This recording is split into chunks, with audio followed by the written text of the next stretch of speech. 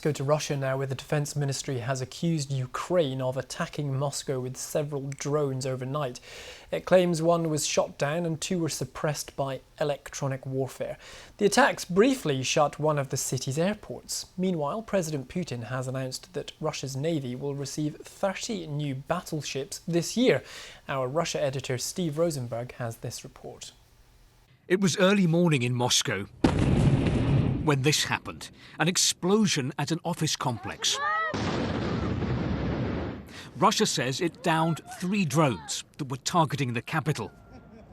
2 of them smashed into these skyscrapers. No one was killed.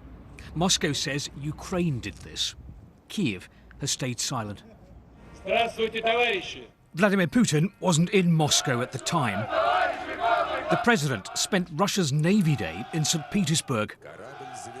The commander-in-chief reviewed a parade of ships on the river. Russia's war in Ukraine has not gone at all to plan, but Kremlin choreography never misses an opportunity to encourage patriotic fervour and project an image of Russian power. In the name of Russia, our sailors are devoting all their energy. They are displaying true heroism. They are fighting valiantly, just like our ancestors did. Ancestors. It's the key word.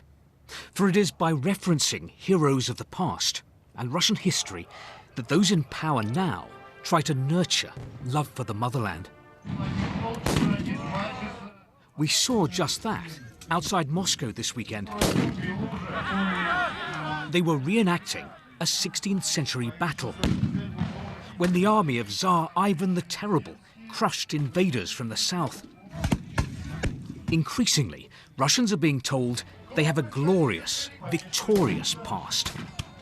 The organisers of this event said that Russians can learn from this battle how to be victorious today.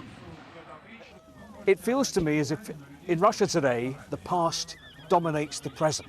This is a country which lives in the past, which is constantly referring to the past to try to justify what it is doing now, to portray Russia's actions today as right and just.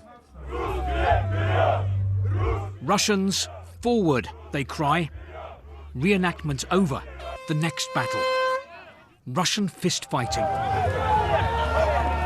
An ancient sport that comes with a message. Russians are determined to win. Steve Rosenberg, BBC News, near Moscow. Well, meanwhile, 1 person has been killed and 5 injured after a rocket hit a building in the northeastern Ukrainian city of Sumy. These pictures came to us from Ukrainian emergency services. They claim to show the damage caused to what has been described as an educational institution.